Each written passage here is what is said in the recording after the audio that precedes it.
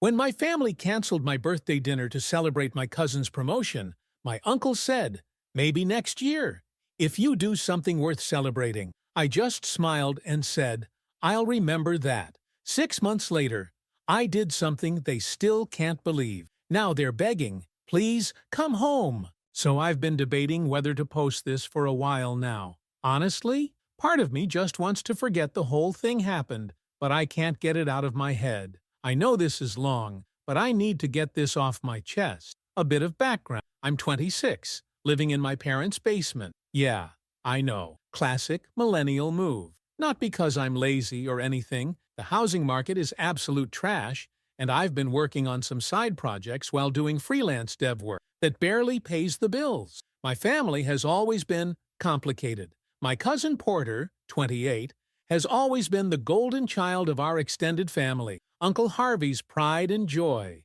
Porter got a business degree from a decent state school, nothing fancy, but the way they talk about it, you'd think he graduated from Harvard. Meanwhile, I taught myself to code at 14 and built a working app by 17, but that was just playing around on the computer according to Uncle Harvey. So last month was supposed to be my birthday dinner. Nothing fancy, just the usual family thing at Olive Garden. My mom's choice, not mine. Had it planned for weeks. My sister Haley was even driving in from 3 hours away. Then, the day before, I get a text from Mom saying we need to reschedule because something came up with Porter. Apparently, he got promoted to Regional Assistant Manager, or some BS title at his job, and Uncle Harvey wanted to have a celebration dinner on my birthday. And guess what? Everyone agreed without even asking me. Side note, who the hell celebrates a minor promotion like it's a Nobel Prize? Mom called later saying I should be happy for my cousin and that we'd do my birthday the following weekend. But that's not the point, is it? It's the principle. 26 years on this planet, and I'm still an afterthought. Honestly, I was pissed, but not surprised. This is basically the story of my life with them, so I just said fine. Whatever. The real fun came at Porter's dinner. I almost didn't go, but my sister Haley convinced me. She was like, "Just show up, eat some free food, then we'll go hit a bar after." So I went. The restaurant was way nicer than Olive Garden BTW. Some steakhouse, where the cheapest thing on the menu was like $25. Uncle Harvey was holding court at the head of the table, my dad Bowen nodding along to everything like the yes man he's always been. Mom and Aunt Jacqueline were gushing over Porter's girlfriend's new watch, or something equally riveting. Nobody even acknowledged it was my birthday until dessert, when Mom remembered and said something about how we'd celebrate properly next weekend. That's when Uncle Harvey looked at me and dropped the line that's been repeating in my head for weeks.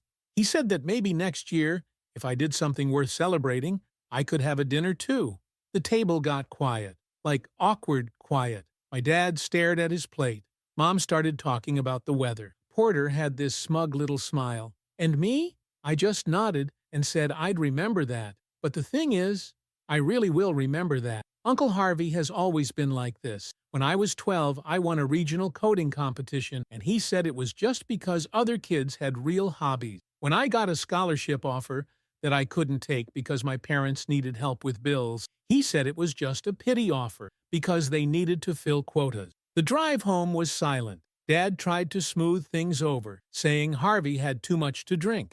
Mom kept saying it wasn't a big deal, but it was. It is. And the worst part? This wasn't even the first time something like this happened. Last Christmas, Harvey accidentally deleted a game I'd spent months developing when he borrowed my laptop. He claimed he was just cleaning up junk files. 2 years ago, he convinced my parents that investing in Porter's dropshipping scheme was better than helping me with my app idea. That money? Gone. My app idea? Someone else launched something similar 6 months later and made bank. So I went back to the basement that night and stared at my setup. 3 monitors, custom rig I built myself. The works. I pulled up the project I'd been working on. A platform that could basically do what Uncle Harvey's company does, but better, faster, and cheaper. I'd been hesitating to go all in on it because, TBH, imposter syndrome is real AF. But something snapped that night. That weekend, They had my makeup birthday dinner. Olive Garden, as planned. Uncle Harvey and Porter didn't even show. Dad gave me a $50 Amazon gift card. Mom made the same chocolate cake she's made since I was 10. Haley got me some decent noise-canceling earbuds at least, but I wasn't really there mentally. I was already planning. See, Uncle Harvey runs this consulting firm that basically connects businesses with overpriced solutions for problems they mostly don't have. His company is all smoke and mirrors, flashy presentations, buzzwords, and charging premium rates for mediocre results. And Porter, his big promotion was taking over their social media strategy, which consists of posting the same corporate BS everyone scrolls past on LinkedIn. I know their client list, I know their tech stack, it's outdated AF. I know their vulnerabilities. I've heard Harvey talk shop at family gatherings for years, bragging about deals and clients while dismissing my input because what would I know about real business? That night, after everyone went to bed, I stayed up until 4 in the morning working, not coding, researching, looking up Harvey's clients, finding their pain points, seeing what they're overpaying for, making notes on how to build something better. 1 week later, I quit my freelance gigs. Risky, I know, but I had some savings and a fire in my gut I'd never felt before. Mom freaked when I told her I was focusing on my own thing full-time. She went on about stability and health insurance and all that adult stuff. Dad just looked worried and asked if I needed to talk to someone about my state of mind. Honestly, my state of mind was crystal clear for the first time in years. I spent the next month building a prototype, sleeping maybe 4 hours a night, living on energy drinks and ramen. My room became this cave of takeout containers and sticky notes. I probably looked like a movie hacker stereotype, but whatever. I reached out to a few of Harvey's former employees who'd left on bad terms, found them on LinkedIn, sent some DMs. Most ignored me, but 2 responded. The things they told me about Harvey's business practices, let's just say there's a reason his company has such high turnover. By month 2, I had a working demo that could literally eat Harvey's business model for breakfast. The platform automates everything his team of consultants does manually, provides real analytics instead of the BS reports they generate, and costs about 60% less. I didn't tell my family what I was working on. When they asked, I just said, a project. Mom would leave food outside my door sometimes. Dad would ask if I was doing okay down there. Haley texted occasionally to check if I was still alive. Porter tried to act interested once, asking what I was coding. I just said it was a personal project. He smirked and said something about how it was cute that I still played with websites while he was out in the real business world. I just nodded and went back to my room. That was 3 months in. By month 4, I had connected with some actual investors who saw the potential. Nothing huge, just enough seed money to get things rolling properly. I moved out of the basement into a cheap studio apartment. Mom cried like I was moving across the country instead of 20 minutes away. Now it's been almost 6 months since that birthday dinner. 6 months of grinding, building, planning. 6 months of very little sleep and very focused rage. Yesterday, I launched. Not publicly, just to 3 of Harvey's biggest clients. And they're interested. Very interested. Harvey doesn't know yet. Porter doesn't know. Nobody in my family knows what I've been building or who I've been talking to.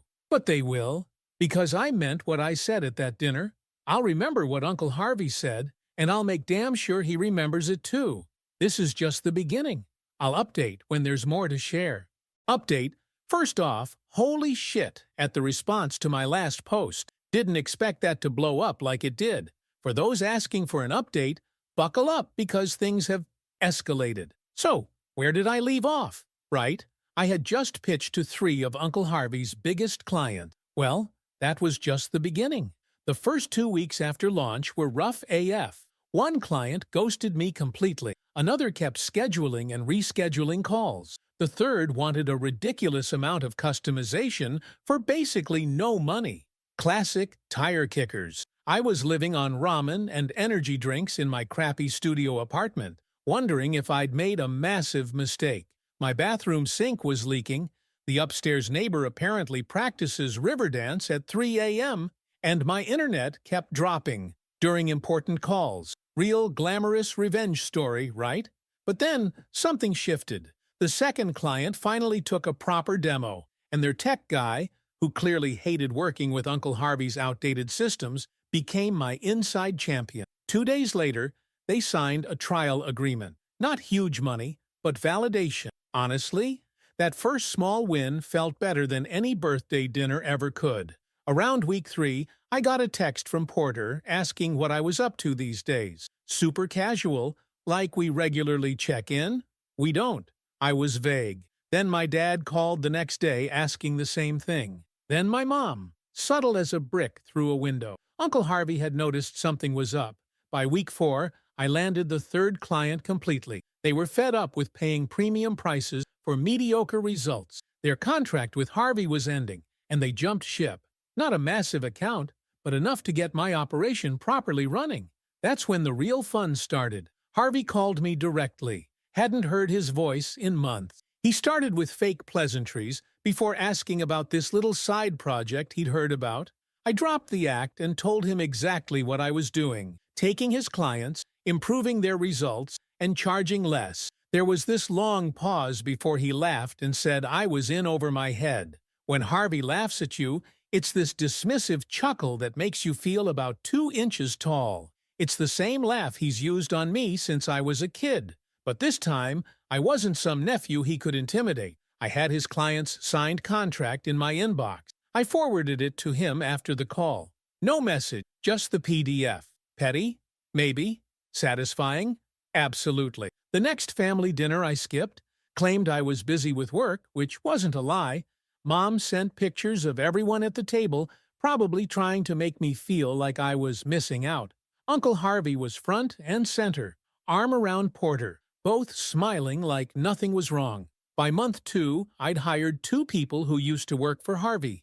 They reached out after hearing what I was doing. Turns out, Harvey is an even worse boss than he is an uncle. These people had stories and contacts and inside knowledge of how his operation really worked. One night I was working late when my laptop pinged with a LinkedIn notification. Porter had viewed my profile twice, then again the next day.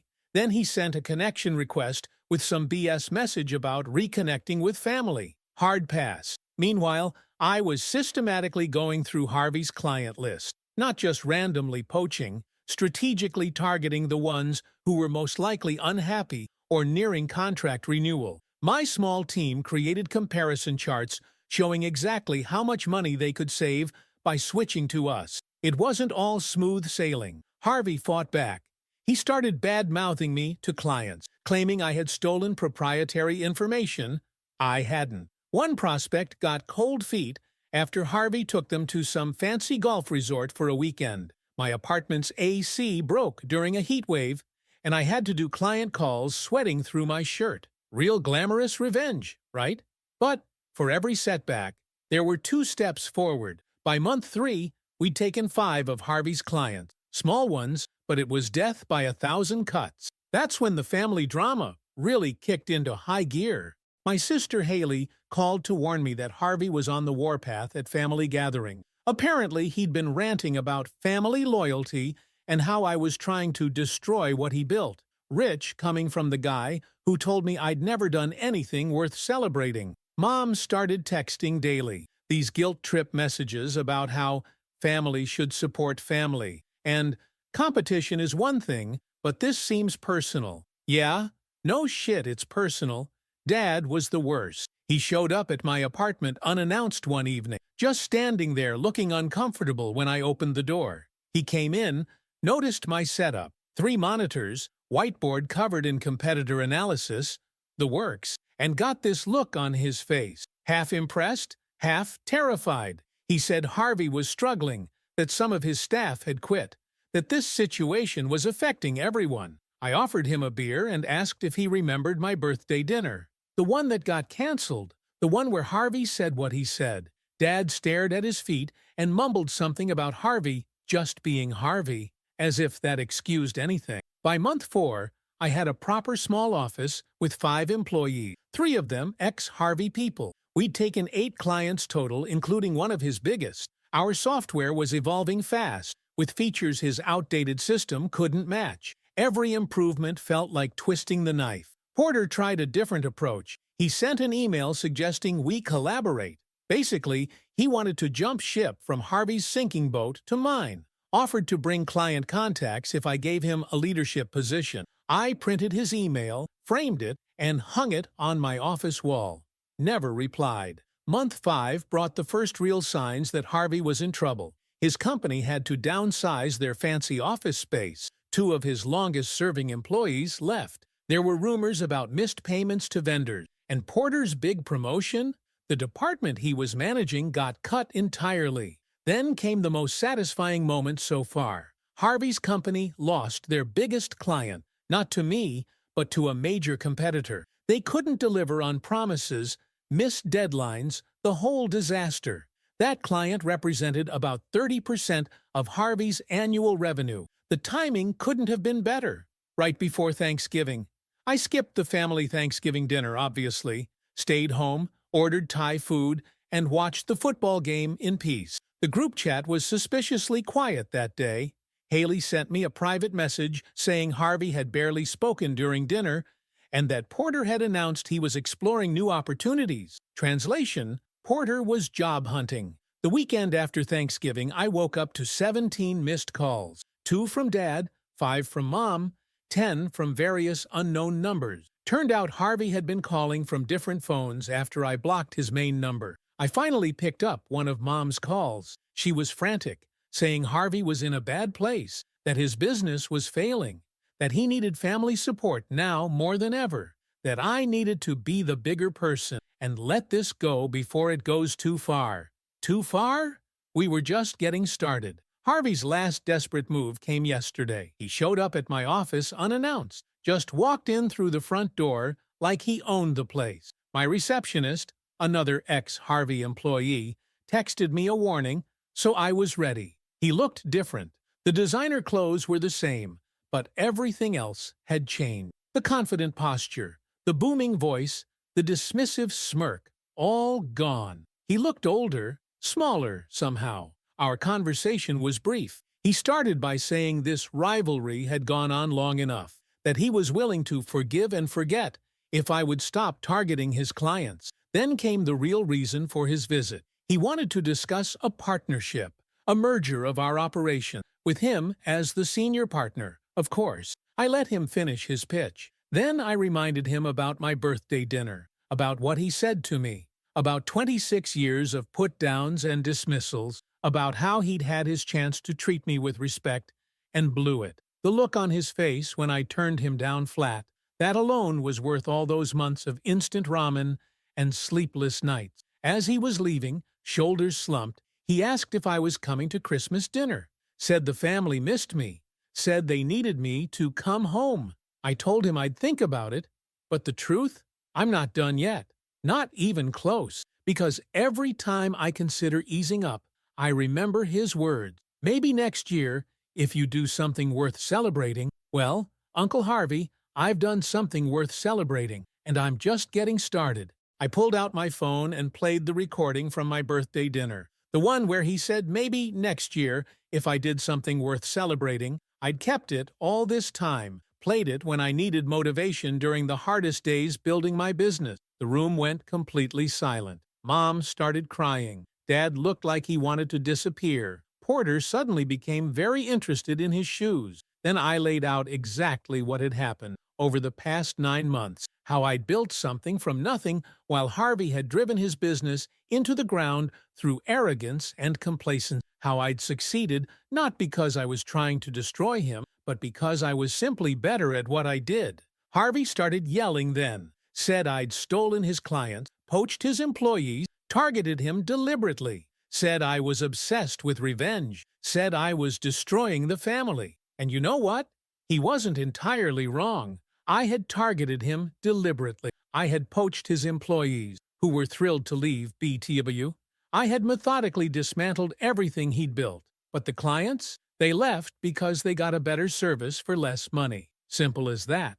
After Harvey's outburst, my mom started with the emotional blackmail. Said they might have to move in with me and Dad if things didn't improve. Said Harvey and Jacqueline might need to stay with them temporarily. Everyone was looking at me like I was supposed to fix everything. That's when Haley, who had been quiet the whole time, finally spoke up. She reminded everyone how they'd treated me for years, how they'd canceled my birthday for Porter's promotion, how Harvey had consistently put me down, how nobody had stood up ever. I hadn't expected an ally in that room, and definitely not Haley. It caught me off guard. The meeting ended with nothing resolved. As I was leaving, Harvey followed me to my car. For a second, I thought he might actually apologize. Instead, he asked how I could do this to family. Said I was heartless. Said I'd regret this when I was older and wiser. I just looked him in the eye and said the words I'd been waiting months to say. Maybe next year, if you do something worth forgiving. The look on his face was worth every all-nighter, every ramen dinner, every moment of doubt I'd experienced. That was 2 weeks ago. Since then, the texts and calls haven't stopped. My parents are selling their house to help Harvey with his debts. Porter is sleeping on their couch. Aunt Jacqueline is working 2 jobs, and they're all still asking me to come home, to help, to be part of the family again. Yesterday, I got an email from Harvey. Just 3 words. You were right. Not an apology, not an admission of wrongdoing, just an acknowledgement that I had been right all along. I haven't replied. Not sure if I will. Some of you will probably think I should forgive them now, that I've made my point, that family is family after all. But here's the thing. This was never about forgiveness. It was about consequences. For 26 years, Harvey faced 0 consequences for how he treated people. Now he's facing all of them at once. My business is doing well. Not spectacular, not Elon Musk levels of success, but solid. I've moved to a better apartment, bought some decent furniture, started dating someone who has no connection to my family drama. Do I miss them sometimes? The honest answer is, yeah, occasionally. Not Harvey or Porter, but the idea of family. Sunday dinners, holiday gatherings, inside jokes. But I don't miss being the family punching bag. I don't miss being the afterthought. I don't miss having my achievements dismissed and my failures magnified. So no, I'm not going home. Not now, maybe not ever. Because sometimes, home isn't a place you return to. Sometimes, it's a place you create for yourself, far away from the people who never thought you'd amount to anything.